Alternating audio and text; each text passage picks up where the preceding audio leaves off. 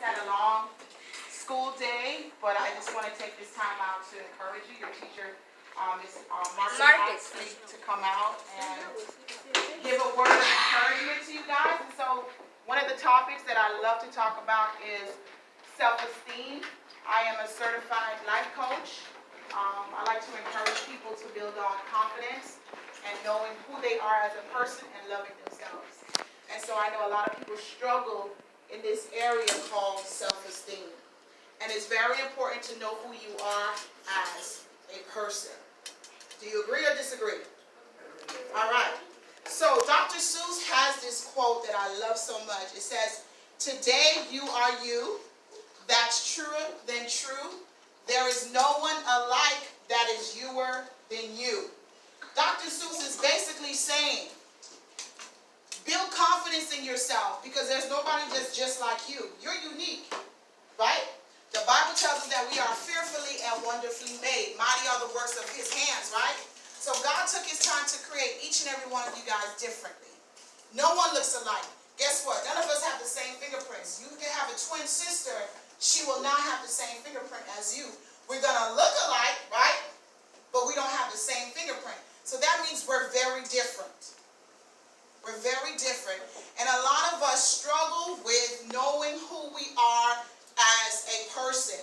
And so one of the things I wanted to talk about is when you look in the mirror, if you guys will pull out your cell phone and like you guys like to do these little selfie things, do a selfie, what is your favorite feature?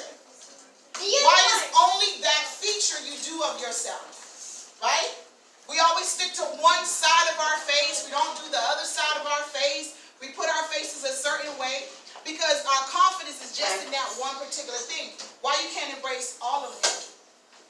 Right? A lot of times we don't like to embrace all of us because we're not happy with who we are. I have a thing that I like to tell people. Change the things that you can change and deal with the things that you cannot change. Right?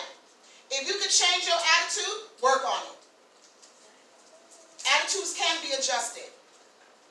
You don't have to be the same rude, disrespectful person if you don't like it. You don't always have to have friends around you. You don't always need someone around you to make you feel important. Some of us tend to be around people just because everybody likes them. So if I'm with that particular group, people will start to like me. But what happens when you're in the group and they don't like you?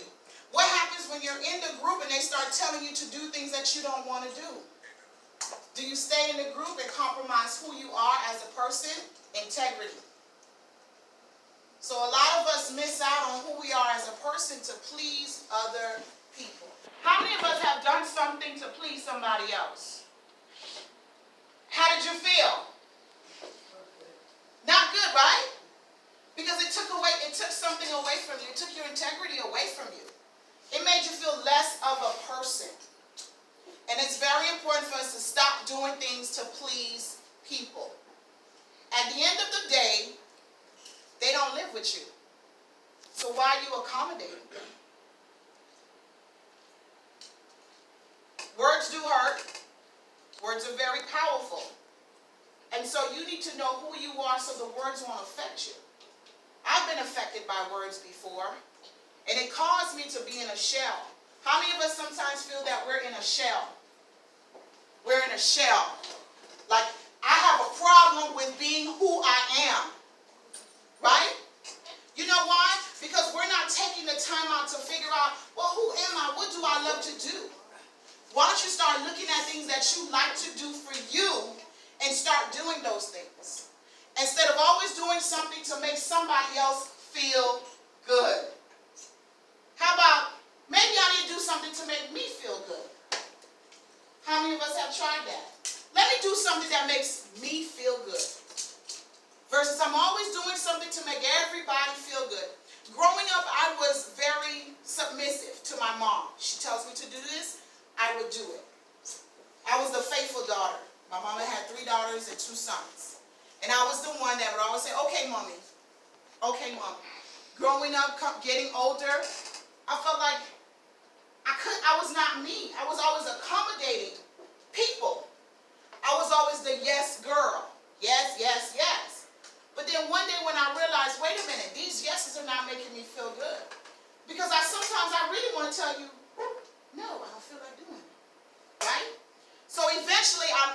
the courage to say no. And that turned everybody's world around. What's wrong with me? Now everybody forgot everything that I used to do and focused on the fact that I said no. And guess what happened? I didn't care. I didn't care. Because now I'm doing things that I love to do. People may say that's selfish. No, it's called self-care. You don't always have to say yes. You can always say maybe at a later date, a later time. You're always saying yes, and you don't feel good saying yes. And so we have to learn to take care of ourselves. Yes, we have our parents, but can some of us really sit down and have a deep conversation with our parents, and they will really understand what we're dealing with? No. See? Some of us can't do that. And so our best remedy, my remedy, is always to pray, read my Bible, and have a conversation with God. You don't have to pray. You can sit there and talk. This is how I'm feeling, God. I don't like this. This is bothering me. I need clarity. I need understanding. And always find someone that you can talk to. One thing I learned is, how is my circle, meaning the people that I am around, building me up or breaking me down? If you don't like the people that you are around, that means you need to start walking away from them, whether they like it or not. We have to learn that people are not going to be in our lives for the rest of our life. And then you need to know, should I continue to please them, or should I be able to build on myself as a person? Is this friendship really affecting me? You will see it in your grades when your grades are going down. Your attitude change. A lot of people suffer from low self-esteem is because they want to accommodate other people because they don't love who they are. They feel lonely. They're dealing with things at home, and they're thinking that when I come to school or when I go to work, it's my way of escaping. If I'm around this particular person, I'm going to be okay. But you haven't dealt with the issue. You're covering the issue by trying to be around people that'll make you feel good. And when you're around those people, you don't really feel good. You don't really feel good. You know who you are. You really don't feel good. And so why you stay in those friendships? And it's not really friendships. They will use you. They will ask you to do things that you don't even want to do. Because they know you have low self-esteem, so they feed on it. They'll ask you to do certain things. They'll ask you to spend money on them. They'll ask you to go talk to this person for them. And so you do it because you want to feel wanted. But when you begin to love who you are as a person, you will not allow anyone to use and abuse you. You will find joy in being who you are. If they don't like your height, that's their business. If they don't like the color of your skin, that's their business. If they don't like the style of your glasses, that's their business. But you like it. And so you walk with your joy. You walk proud. You walk happy. If they don't like your size, that's their business. Let them deal with that. But I'm happy with me. I'm happy with who I am. Don't you know if you have that mindset, you will overcome so much obstacles in your life? You will overcome a lot of things in your life. But you just have to build on who you are as a person. Yes, there are some things in us that we need to improve. Everybody knows that. I'm still dealing with some stuff that I need to improve in myself and in my life. And when I acknowledge those things, I have to take some time and reflect on them and begin to work on them. You guys are growing up to be young adults. And so you guys are going to deal with a lot of peer pressure. How many of you guys have ever dealt with peer pressure?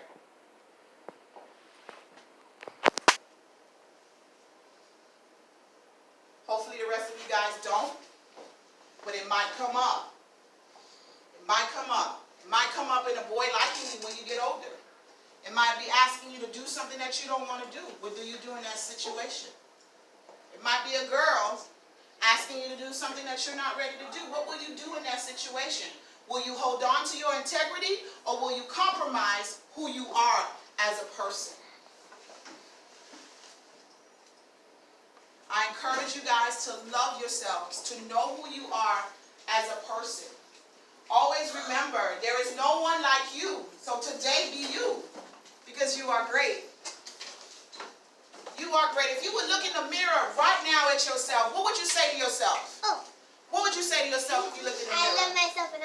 Unicorn. There you go. You love yourself. What would you say to yourself if you looked in the mirror? I want us to be honest. Unicorn. You love yourself. To be honest. Be honest with me. Never mind. Honesty. No. Honesty gives you freedom. When you're honest, it gives you freedom. It's something that releases from you when you're honest. And then there's a way you start to get help. And the Bible lets us know that the Bible says, whom the Son sets free is free indeed. Why? Because now you have submitted yourself. You realize that your old ways is not no more. And so when you surrender to the Lord, you become free. Why? You become open for the Holy Spirit to start working inside of you. Yes. So when you look in the mirror, what do you see? Me. What you see when you look in the mirror, what do you see? A cute girl. What do you see when you look in the mirror? A nice girl. What do you see? Confidence. Confidence. Jerry went there. What do you see? A nice, generous girl. What do you see? Nice girl. What do you love about yourself? Do you like your hair? Yeah. Okay. So your hair gives you some confidence, right? Okay, it's no problem. It's no problem like your hair. Your hair builds that confidence. So you're going to take care of your hair. What gives you confidence? Your glasses, I like them. They're cute. What gives you confidence? Your personality. Huh? Yourself, being you, knowing who you are. If you don't know who you are, you will suffer a lot. You will suffer a lot in life when you don't know who you are, when you cannot acknowledge that you are fearfully and wonderfully made. God took his time to create you. Don't let no man, don't let no one take that away from you. Right? If you feel it some type of way, it's always good to go to the person that created you. I didn't create you. But guess what? He will send someone to encourage you. He will send someone to build you up. Yes? Yes. So I encourage you guys today to build on self-esteem. Build that thing. If someone's trying to diminish your self-esteem and make you feel like you're less than greatness, you need to start speaking to yourself every day in that mirror. I am destined for greatness. I am great. There is no one else like me. I'm number one in God's book. Right? Every day you look in that mirror, we get discouraged. I get discouraged. I have my days where I'm like, man, I got to get this weight off. I get discouraged. But guess what? Remember what I said? The things that you can change, go ahead and change them. The things that you cannot change, you need to start working on accepting it. There are some things in life we have to... Well, I want to add something off first, and then I want to say something else. Okay. Well, what you were saying about things you can't change, you should embrace it, because you can't change it, and might as well do good with it. There you go. Also, Embrace it. sorry to interrupt you, but has anyone not signed in? I haven't signed in. I think I haven't signed in. You have to be able to embrace that thing because God took his time to create you. So embrace it. Love who you are as a person. And those things that you can change, start working on them. Start working on them. You see the issue. You see the problem. You work on it. You build on that thing. So I want to encourage you guys to love who you are.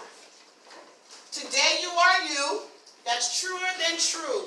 There is no one alive who is youer than you. That's from Dr. Seuss. You are you. Embrace who you are. Love who you are. Find joy in who you are. Find something that you love to do and build that thing up. Make that thing great. I love talking to people, so I begin to build it up and make it great. Right? You got to make it great. Oh, the soccer girl left. What you like to do? I'm closing out. What do you like to do?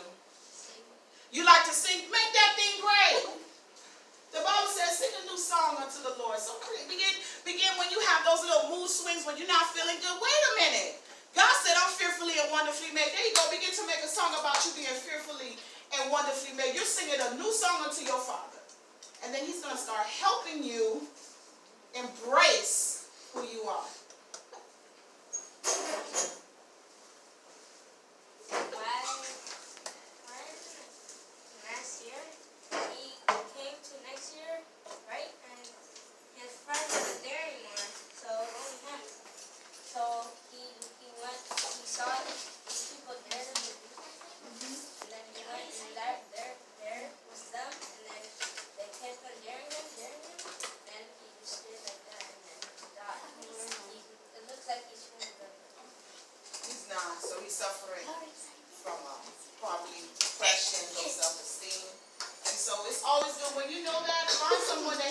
connect with to be able to encourage him?